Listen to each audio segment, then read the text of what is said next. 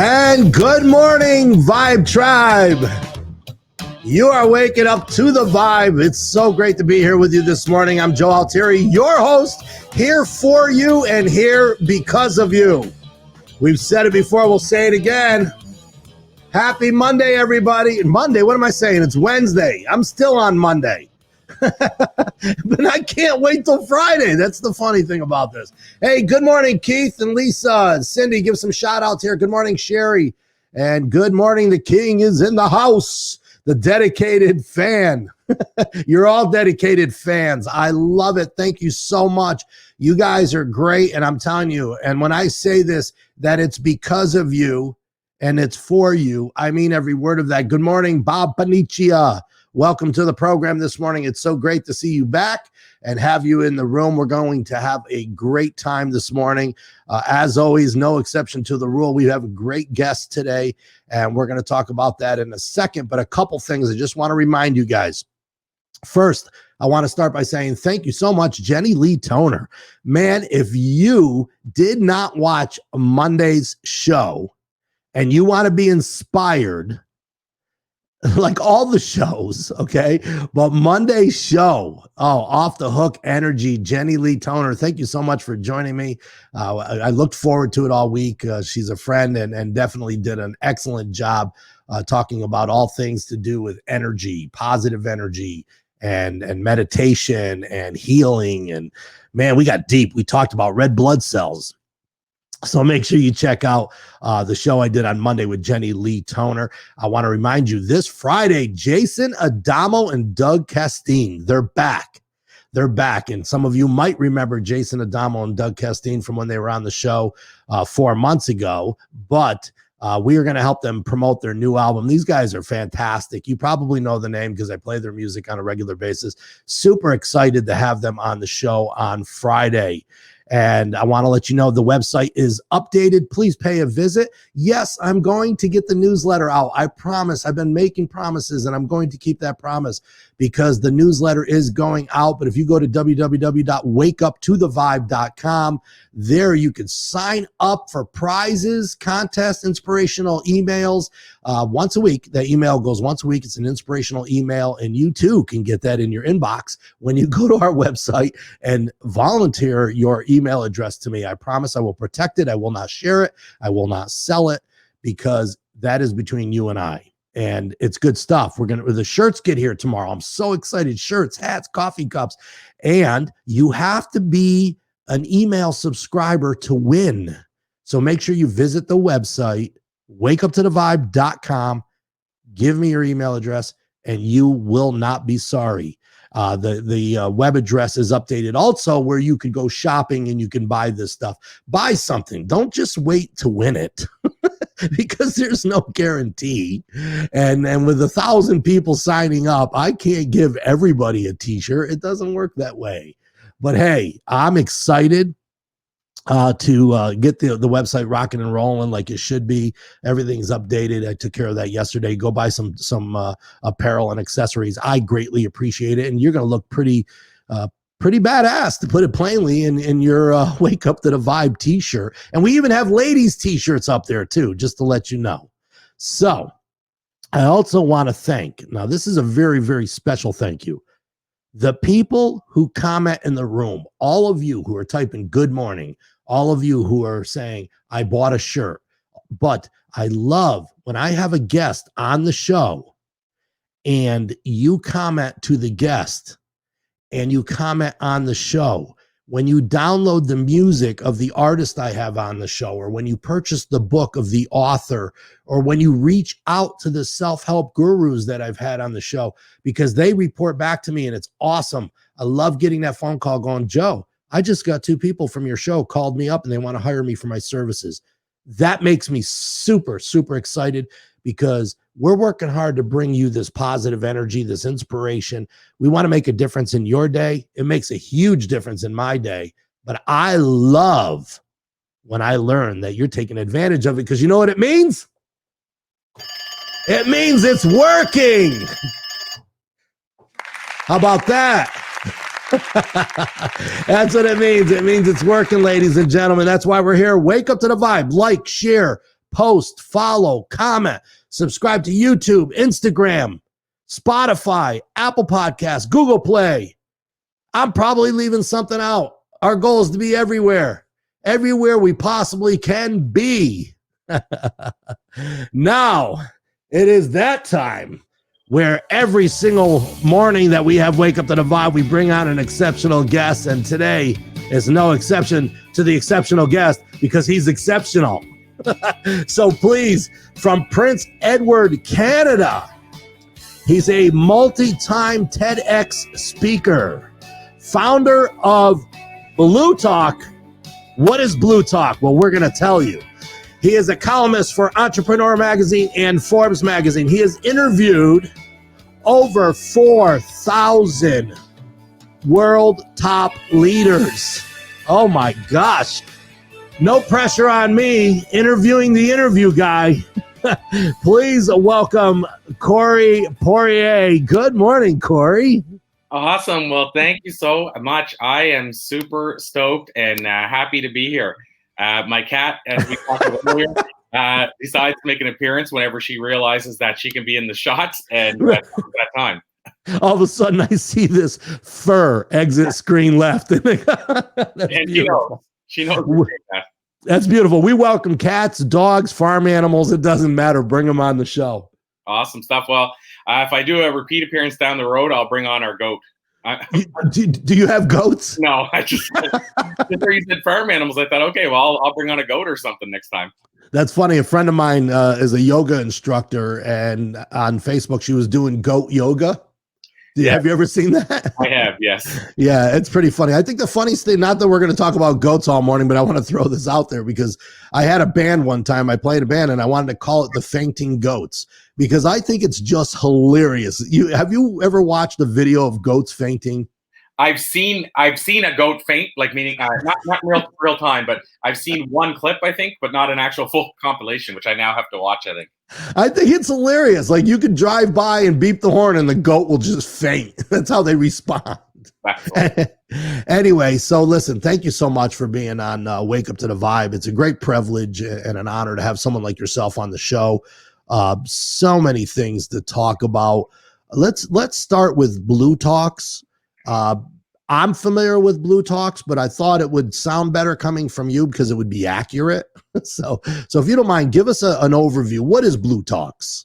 So, you know what? This is the easiest way for somebody to visualize it really quickly. It's basically if I'll say it this way, if TEDx or TED Talks and Chicken Soup for the Soul had a child, that's Blue Talks. That's a powerful description right there. So, and what I mean by that too, Joe, I'll dive one step further, is essentially TEDx, they don't necessarily, what you won't see on a TEDx talk very often is a spiritual type talk or talk about, say, holistic healing or synchronicities and stuff like that. But you will see that in a Chicken Soup for the Soul book.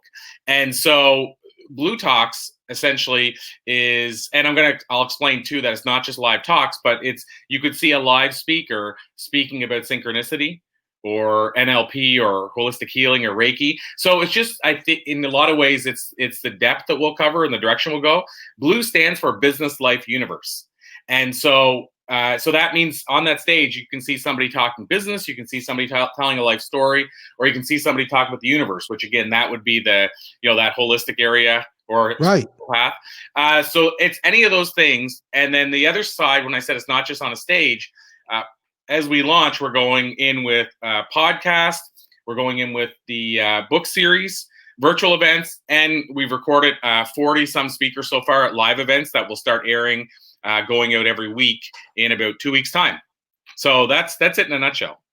And that's just one thing you're doing. So we were talking before we went live of how busy life can be, right? And I want to give a shout out to Elise Rothman, who has flipped your script on Blue Talks and was responsible for connecting the two of us. So a special thank you to Elise.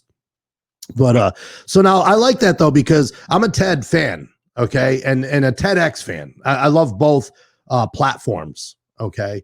And for those viewers that are watching our show, I encourage them to to make it a habit to watch TED, TEDx, Blue Talks, Wake Up to the Vibe, because obviously, Wake Up to the Vibe is inspiration / motivation / entertainment, right?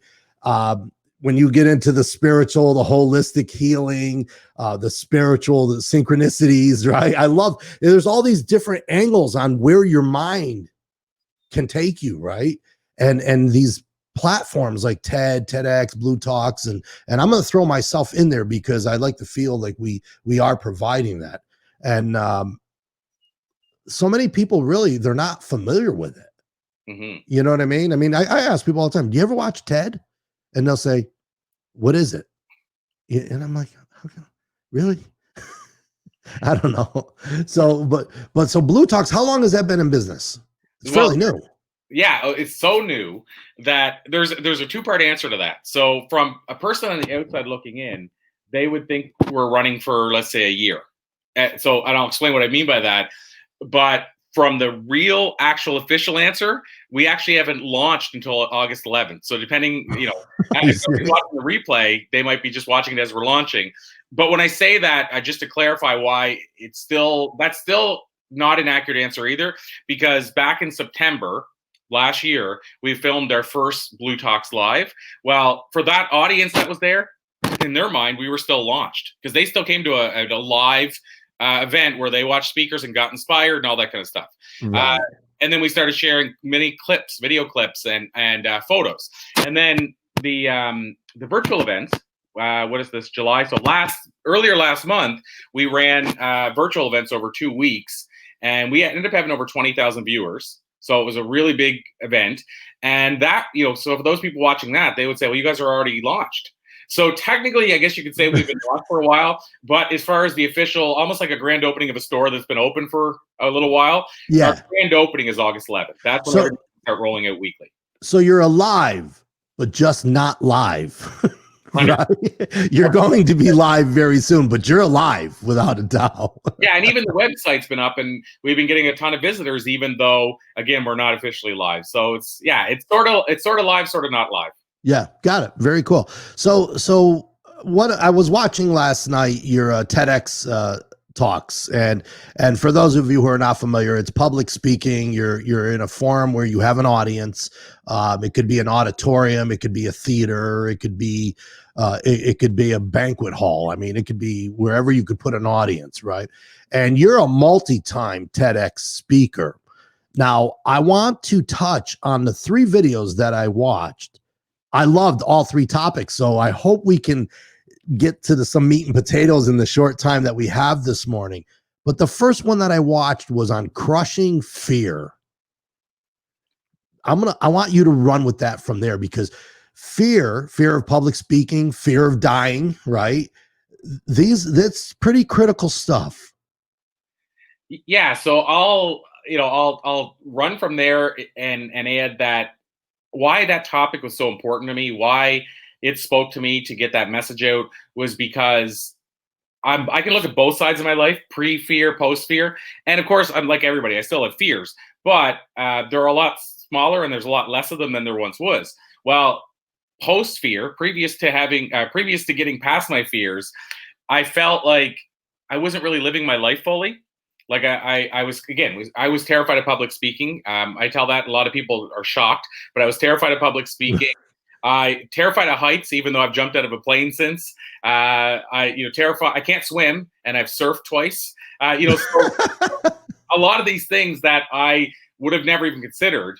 Ultimately, I end up doing stand-up comedy. I performed for 9 years. Number one fear in the world is public speaking. Well, stand-up comedy is really above that. It's just so few people will try it. They just throw it and lump it in with speaking. So all these things I felt were holding me back from living fully. And my fear was so strong. This sounds really crazy to people I know that, people that don't have, let's say they have a fear of public speaking, but could speak in front of 10 of their friends. My fear was so strong that I would ask other people to order pizza for me. Like now I could talk in front of 10 people, like hanging out at a party, right. But to pick up an order of pizza felt, for some weird, I don't understand it, weird reason, awkward to me. It was like a fear, and it was really just a fear of calling anybody on the phone like a stranger. Let's essentially. Yeah.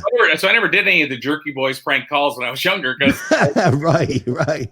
But having said all that, that was for me what pre-fear looked like.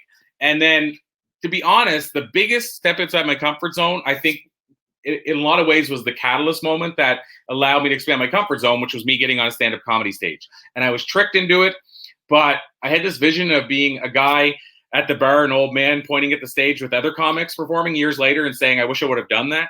And I didn't want to have that regret. So I jumped on the stage and performed. And that, not dying on the stage, we joke about, we call it dying on the stage, but I think we literally think we could die or might not make it off that stage alive. And so that once I got off the stage alive, then basically, all bets were off. Like, it seemed like once I did that, then me expanding further, my comfort zone further, became so much easier. And I kept doing it to a point where people would invite me to speak on getting outside your comfort zone. And so that talk was me really revealing, what I reverse engineered, discovered I had to do to crush my fears. But then also I had interviewed thousands of thought leaders and asked them about crushing their fears. So it was really my delivery of the steps that you need to take to expand your comfort zone. Yeah, it's amazing because when you do put yourself out there, I laughed when you said you didn't know how to swim, but you've surfed 3 times. It's like, just go out there with the sharks. You'll figure it out. You'll learn how to swim real quick.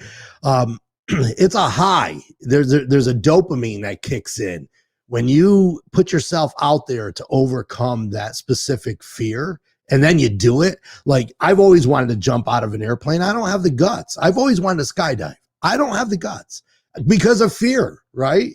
So what do? You just, where do you start? I just got to do it. So it's funny so I'll give you a full answer to that, but I also have to be fair and give credit that every single thing I didn't just go out surfing. Like, I didn't just grab the board and go out on my own. I went out with friends that they weren't like, I didn't go to a surf school, but I had friends that knew what they were doing. You went with some knowledge. Yeah. And I did the same with stand-up. Even though there's times when I would say he wasn't the best mentor, he still was a mentor. And I still had somebody that could say, this is what it's like. And jumping out of a plane, I did a tandem. I had somebody with me that had landed on the ground once without bouncing, So having said that, I just wanted to add that in. And that, that's one of the steps I reveal in the video is having a buddy or a mentor, a buddy that can go along with you. My girlfriend and I, we spoke at, I spoke at the Brooklyn Navy Boys and Girls Club. And in doing that, the people that when we were setting it up, they said, just be forewarned, there's some crews, AKA gangs in this area that are really causing a lot of trouble. And, so our family were like, oh, it's dangerous. What are you doing? And so I had a buddy. My girlfriend came with me. And I had a buddy system. So I had somebody else that was there through the whole thing with me. She was even there, welcoming the students or welcoming the kids that into the room. And so buddy system. So, I recommend you have a buddy system, but the biggest part to this whole thing is figuring out what you want to do. So whatever that thing that you want to do is outside your comfort zone. I always say, like, draw a circle. And if you want to do something, see if it's inside or outside your comfort zone, first of all. If it's inside your comfort zone, it'll be a lot easier, obviously. If it's outside your comfort zone, after you've done the circle and said, okay, this is outside my comfort zone, then what you need to do is you need to piece it down into what are the small steps I'd need to take this big step. So if it was getting on a stand-up stage, you may want to, I didn't do this, but you may want to read a book about comedy. You may want to go watch a comedy show. You may want to take a comic out for lunch. You may want to watch HBO comedy specials regularly to get the feel for it. There's a book called The Comedy Bible you may want to buy because it teaches you about the inside of comedy. So do all these mini things, and each time you do one of those steps, it brings the level of fear down. It does, but then also I recommend give yourself a reward because it's like the carrot. You'll always want to keep chasing the next carrot. So give yourself a reward, and then if you've done 4 or 5 of those small steps, you get so close to the big step without realizing you're that close. You've given yourself all these rewards, set a big reward for the big step, and now taking that step onto the stage is so much smaller than if you try to do it all at once like I did because I was tricked into it. So that's that. You can do that for everything. Yeah, and it makes total sense. But what about, and that's easy to do when your fear is jump. I don't want to say easy, but you know where I'm coming from. But when your fear is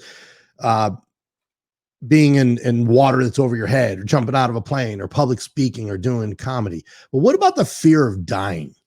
Right? Because that's in the top list of fears, the fear of dying. How do you reward yourself after that? Well, you have to reward yourself for living. That's the key. Right, that's right. You don't reward yourself for dying. This might. I did it. Yeah. Well, I don't know if you're okay with me segueing into a second one of my TEDx talks, but Please do. Yes, we're just freestyling here. Sure. so you gave me a segue to it. So one of my other TEDx talks is what would you tell your younger self? And the reason that I delivered that TEDx talk is I've asked the question over 5,000 times. The question is, if you could jump into a time machine, go back and visit a younger Joe, go back and visit a younger Corey, go back and visit a younger Sue, and you could tell yourself one piece of life advice based on what you've learned in the year since, what would you say to yourself? Because I noticed that people when they're 45, 50, 60, whatever that age is, over a certain age, they can look back and they have perspective and say, why did I stress over all that? And so my answer is, and I think this relates to stressing over dying. What I would say is the common theme that people said is what the path you're on right now, you're on the right path. The stuff that you'd want to erase away is actually crucial to becoming the person that you are now. But the biggest one, and this is my own paraphrasing of it, but to ask yourself this: if what I'm stressing myself over right now will really matter in 1 year's time, let alone 10 years time, and if it won't, why are you letting it ruin your today?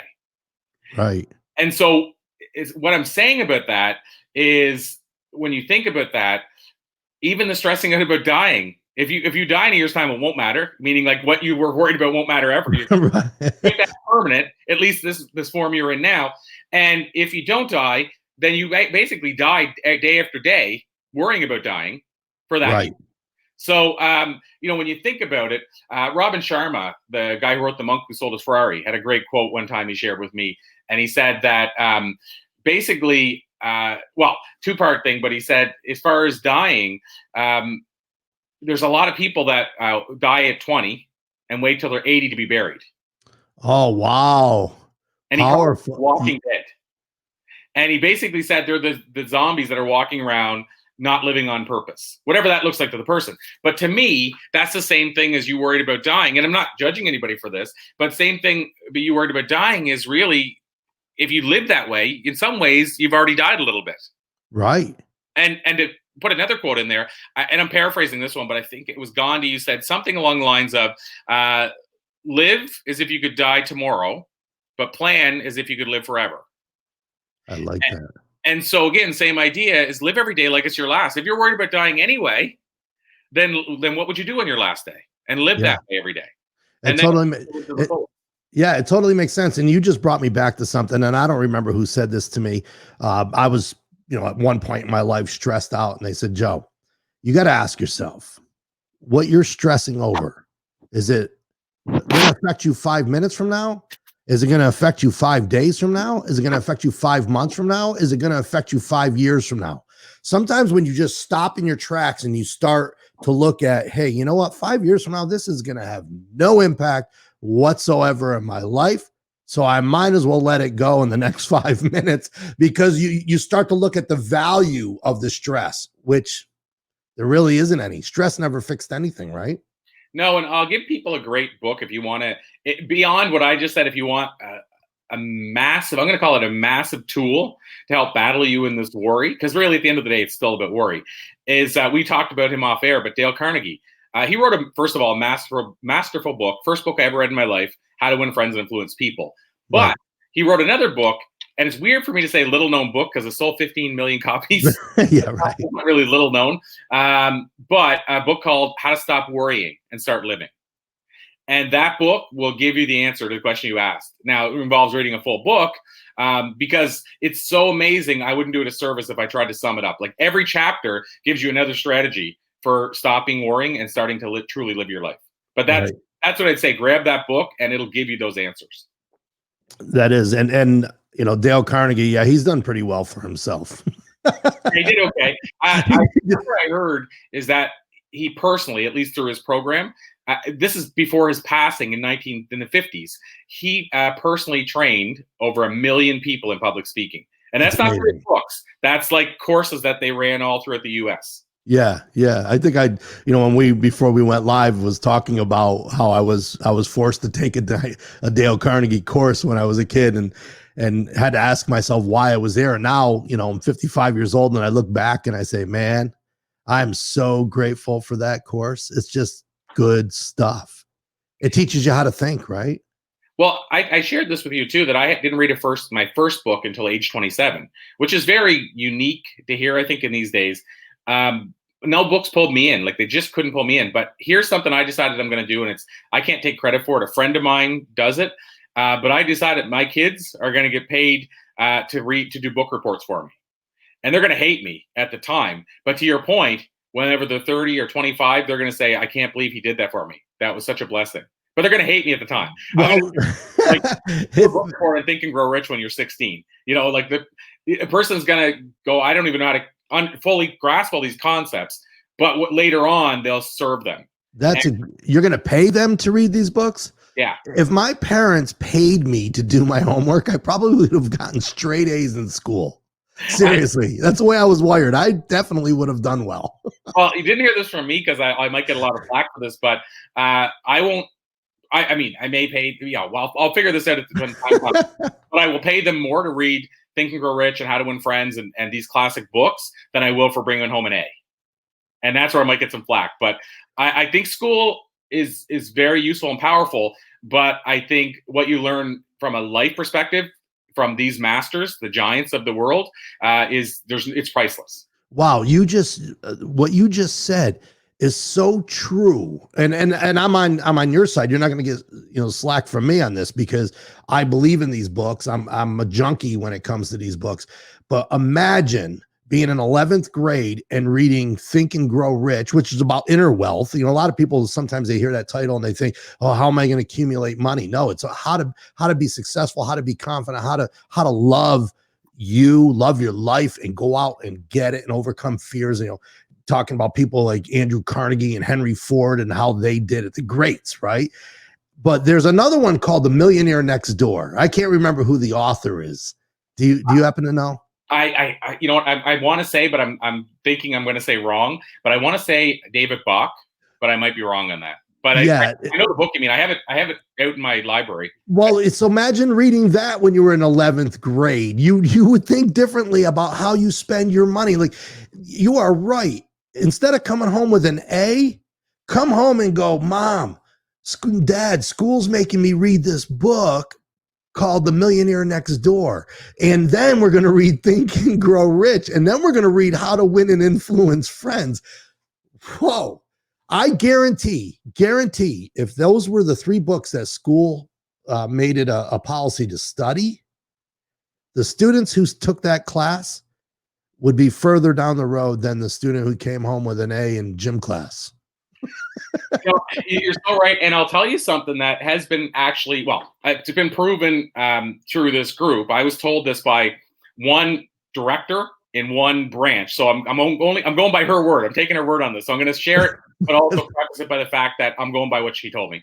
But she said that junior achievement, and I don't know if that's in every school system, but what it is that kids from grades that, let's say 10 to 12, so high school, they learn how to start their own business. And it's just a course where they actually start their own business. They get seed money to start it, all that kind of stuff. Those students go up in all their other courses. So their overall grade point by 2 grades. So if they're a D student, they go up to a B student. So if you think in terms of percentages, they go from a 60% to an 80% as far as the average if they go into junior achievement and learn how to start their own business. So I mean, if that's even close to true for what she told me, and she said that's what they did a study on. And then also, what's his name? Stephen Covey, 7 Habits of Highly Effective People. Right. They have programming in school, and I've heard crazy numbers of how the success ratio they have. I had this guy we were going to interview a while back, Daniel Puder. He's a former UFC guy, and he started a school in Florida where they take the students that the school has given up on, and they get them into university. And by the way, most of what they teach them is entrepreneurship, life skills, that type of stuff. So to your point, if that was a focus in every school, I believe firmly we'd be in a better place, at least from a personal development point of view and from a success point of view.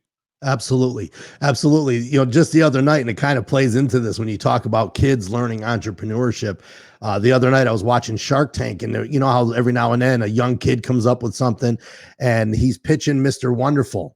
And this kid stood strong. He was like 12 years old and he was looking for like $500,000. And he said something to Mr. Wonderful, and Mr. Wonderful turns around and goes, "Have you ever been in front of a bunch of wealthy businessmen like this? Like, you should be listening to us." And the 12-year-old looks at Mr. Wonderful and goes, "Have you ever given $500,000 to a 12-year-old?" And I go, "Oh my gosh." And the Sharks loved it. I'm like, I love this kid. That was like a negotiating skill. Like, that was just beautiful. But you brought me there. I had to share that story with you because I got so excited. I'm like, I love this kid. He's 12. Have you ever given $500,000 to a 12-year-old? By the way, did he get any money? He did. Actually, he got the investment. He didn't get $500,000 though. Well, I'll add into this, and now I have to share this. It's a really, for me, it was a moment of clarity that I think every adult in that audience could have learned from this kid. And again, I don't know. I almost every time this happens, you have to think the parents played a part or the school did, one of the two. But this kid was in an audience for this guy named Stuart McLean. This guy in Canada was an icon. He passed away not that long ago, but he was an icon with the Canadian Broadcasting Corporation, so the main public radio channel across the country. Right. He had a show called The Vinyl Cafe.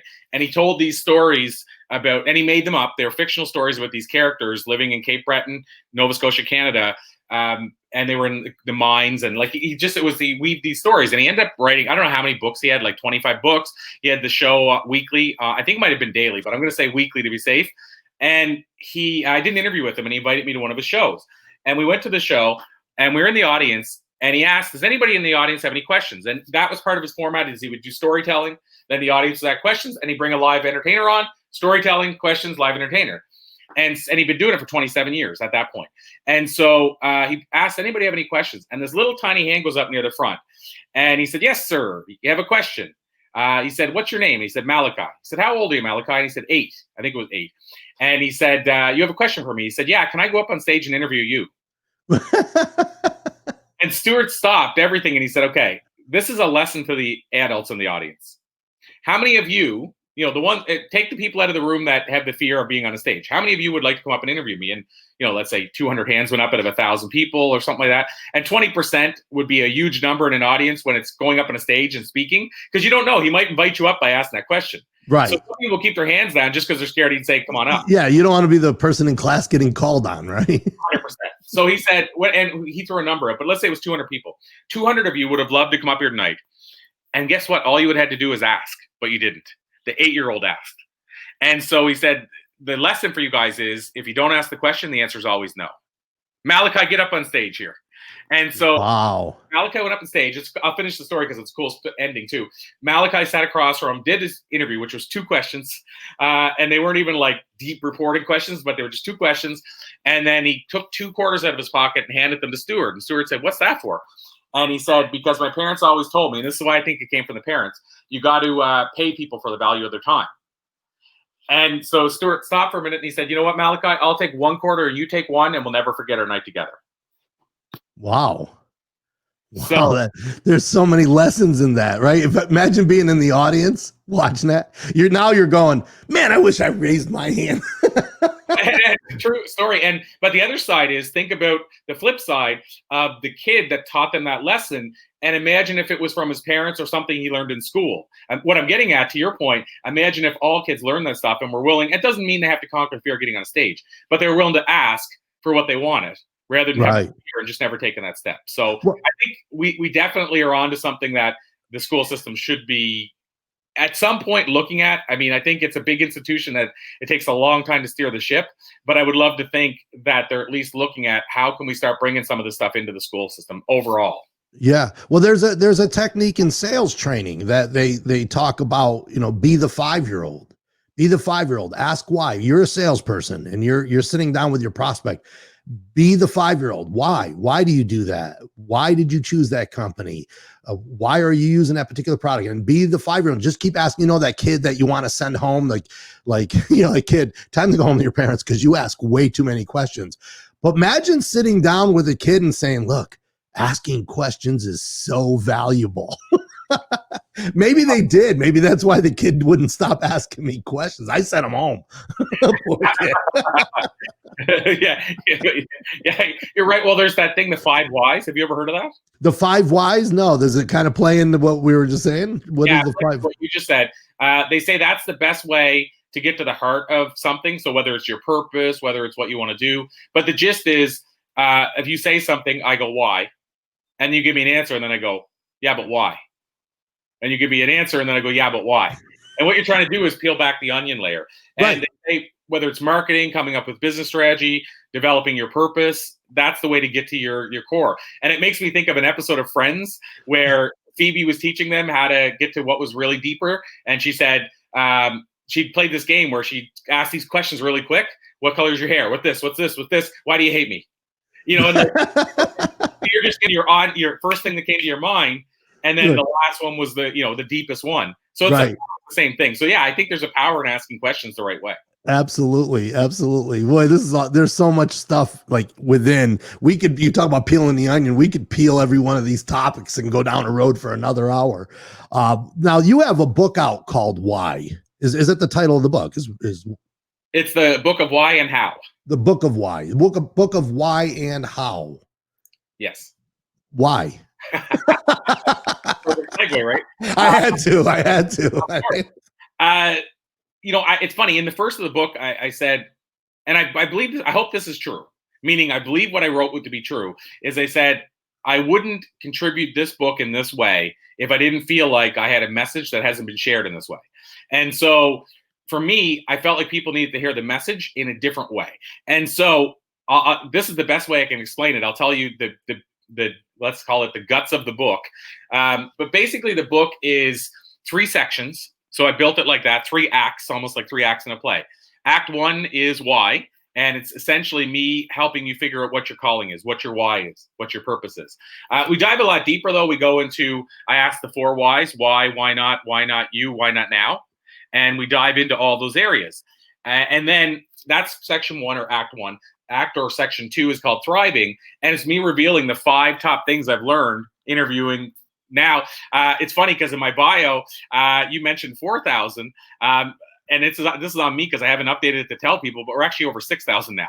No kidding. So it's insane. And so almost like you mentioned this off air, but Napoleon Hill. I mean, in a lot of ways, I think that's what sort of gave me that kick to start doing it. And then I became obsessed interviewing people. But what I learned in the interviews with that many people, now I share this, the top 5 of them, in that section called Thriving. So that's almost the how, right? The first one is why, figure out your purpose. Second one is now what do you do with it? How do you go to the top? The third section is called Enlightened, or the third act. And I would compare that to, it's almost like the conscious way of doing things. So how can you do those 2 things I just showed you? Deliver your purpose and do all the things that the high achievers do, so you do it quicker than everybody else and more efficient. But now how do you do it and still be able to sleep at night? So the conscious way of doing it. But even in that section, it also includes things like self-care. So how do you stay sane while you're doing all this stuff?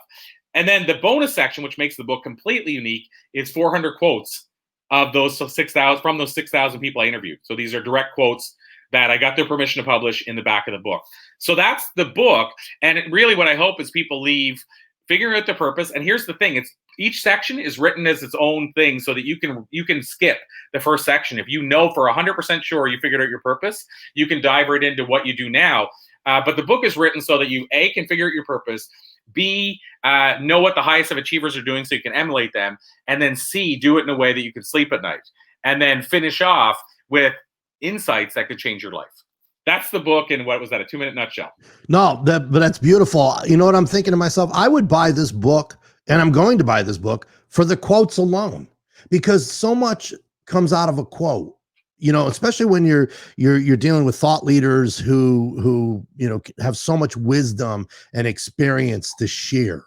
I have to ask you this, because you've interviewed, and now you say it's 6,000. I'm like, oh my gosh, I think I'm up to like 70, but you've interviewed over 6,000 people.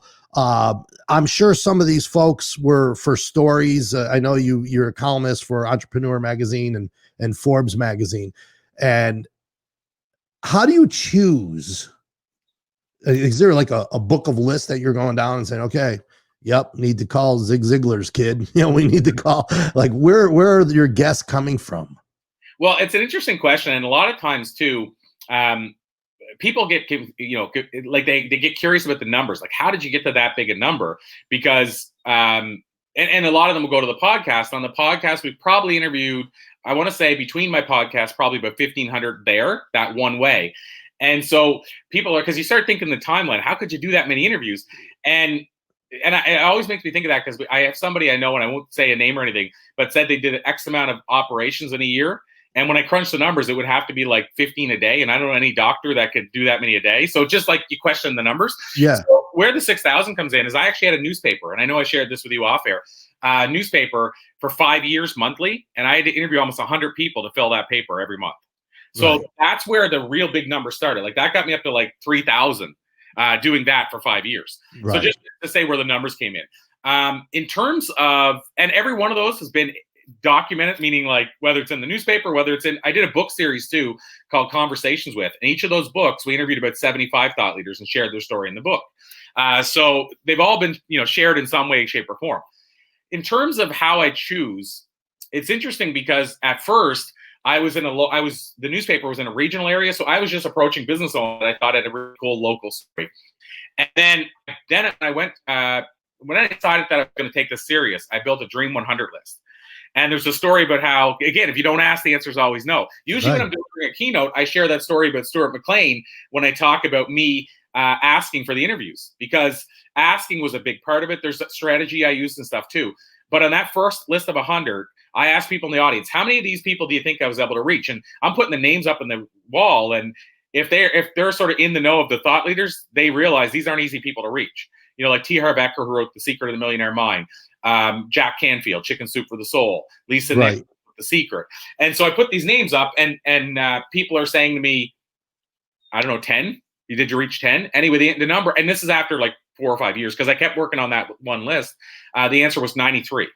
So 93% of people that, in almost every case, I had to go through multiple layers to reach them. So, but the answer is, the first started with a list. And then from there, it's been kind of like a mixed bag of my dream list keeps building. Like I'll discover somebody new and say, I need to bring them on the show. Or I'll get people reach out. So we have publicists that'll reach out about me bringing somebody on the show. Recently, I had somebody reach out about Mark Victor Hansen's new book. So Mark is a co-creator of Chicken Soup for the Soul. Mm-hmm. And Mark and his wife have a new great book called Ask out.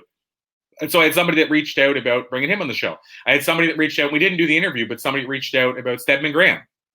So people don't know Stedman Graham. That's Oprah's boyfriend. Mm-hmm. And when I say that, I don't diminish his work in any way by saying that. Because I'd love to be able to say he's married to Oprah, but they're not married.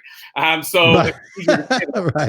But this guy has created his own legacy. I mean, what I love is that he's never wanted to build his brand behind Oprah. Like he's wanted to do everything on his own, and he's crushed. He's a top level speaker. But they reached out because he had a new book out, the publicist, and we couldn't make the interview work because once they reached out, I wanted to do something bigger than that, and we couldn't make the bigger than that work, so it didn't happen. But the point is that they reached out. So I have some people who reach out. I have ones that I reach out as a dream list, and then I'd say the last part to it is referrals from other podcasters that I know.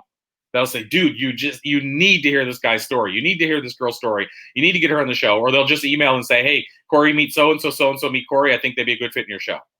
Yeah. So it's a mix of everything I just said there. Yeah. Well, kudos to you, man. You've had great opportunities. And I always look at, like, even sitting here with you and all of my guests that I've had on the show, to me, it's opportunity. And that's where my gratitude comes from, because I'm like, after every show, I walk away, I go have breakfast, and I go, man, I'm like the luckiest guy on earth just to learn and have these conversations, right?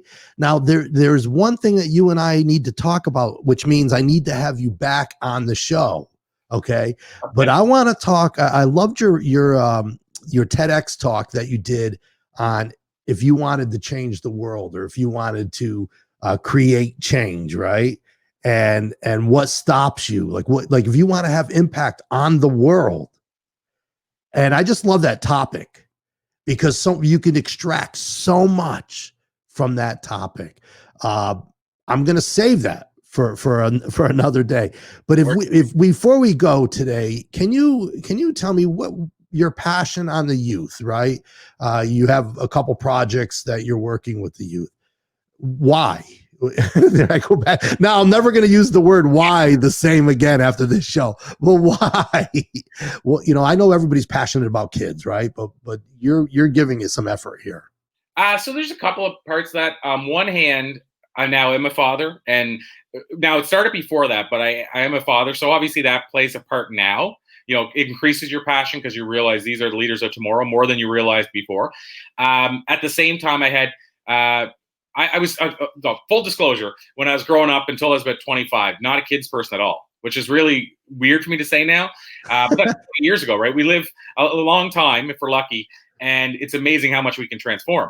Well, I happen to have some really close friends who had kids that, when I would go over and visit, and the kids took to me. And so then I started seeing kids in a different light and started saying, you know what, like, again, that's when I started realizing these are the leaders of tomorrow, and we're making impressions on them. And so that was one part of it. Then the other part of it is I was raised by a single mother. And so, for example, I mentioned speaking at the Brooklyn Navy Boys and Girls Club. So the example of why was I passionate about that, it's because I actually went to a boys club when I was a kid, because I was raised by a single mother. We didn't have money. In Canada, hockey's the big thing. Well, she didn't have money to buy me hockey pads and skates and all that kind of stuff. And so the boys club gave me that. And when I say it gave me that, I mean, they gave me that outlet. Like, I could go there and play road hockey. I could go there and play basketball. I could go there and play pool and hang out with my friends. And so, and the great part is everybody that was there, and there were some kids there that their parents could have bought all those things, but they just wanted to go and hang out with other friends. But the cool part is nobody felt like that when you're in there. When you're in that environment, nobody felt like it's because I can't afford something that I'm here. What you felt like was I get to hang out with my friends and learn and play and all that kind of stuff. So for me, I feel like it's my sort of, as Zig Ziglar would say, moral obligation. It's my moral obligation to give back. And so doing that talk at the boys club, I believe I probably got more from it than any kid in the room. I'd like to think, as a speaker, I'd like to think that's not true. But I feel like I got more from it as a receiving point of view, giving back in that way. And also just, I get, to me, I like the idea of reaching somebody that somebody else would say is not reachable. For me to reach as at the time, mid 30-year-old, and I go into that room with a lot of kids that, they have it rough at home, or they may not finish high school. And I'm trying to give them nuggets of wisdom, but I also got to do it in a way that they don't go, oh yeah, another adult trying to talk to me. And Right. so I took pride in trying to reach them. And how I did it, by the way, was my background in stand-up comedy, my background in music. And so I'd talk about writing this song, and then I would use that as a life lesson. Then I would talk about sharing the bill with a certain comic that they were aware of.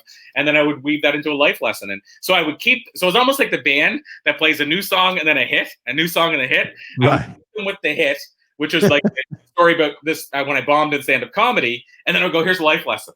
And what was really neat is to talk to the person that afterwards, that the director, who told us, they were still talking about stuff they learned from this guy. But I mean, to go back to your question, the passion is, I think, both now having kids and seeing that these are the leaders of tomorrow, and we do get to leave. We get to make a dent in the universe based on how we help them and serve them. And then at the same time, because as a kid, people gave to me, I want to give back. So that's the short answer. Yeah, no, it's a great answer. It really gets your mind thinking too, though. I mean, I think, I laughed when you said, up until you're like 25 years old, you weren't a kids person, right? And that's like kind of natural. When you're a teenager, like, get out of here, kid, you're bothering me, right? Not realizing the influence you can have, or you do have, on that child, because the child's looking up at you, and they're going to mimic and do, children learn what they live, right? And I love that how you talked about transforming into this person that now, how can I help the leaders of tomorrow, right? And we could go down the road of talking about today and with protesting and all this stuff, because there are a lot of our youth is getting involved, sometimes not in a way that we would hoped, but overall, I see kids today getting more and more involved. Their voice is getting bigger because of technology, because of Facebook and Twitter and all these avenues that you and I didn't have when we were growing up in school. You had to scream from the top of your lungs. And when school was over at 3:00, there was nobody listening to you but your parents and your siblings and your few friends that you communicated with. But now today, your voice is pretty much nonstop with social media. That I want your word that you'll come back on the show, because I have so many ideas for topics that you and I can hit.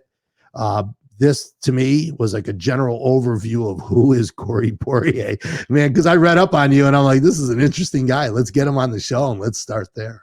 Yeah. So the answer is 100%. I'm all in. Awesome. I appreciate that. And and for you too, if you get something where you're doing something with youth and you're bringing in guest speakers, I've got a couple messages that I love to share with kids. I'll never forget my nephew. I was talking with him one day and I was giving him advice and he was quiet through the whole thing. And when I got all done, he looks at me and goes, "Thanks for the after school special, Uncle Joe." Like, I didn't know how to take that. Did you take in what I just told you? Are you being a wise guy right now?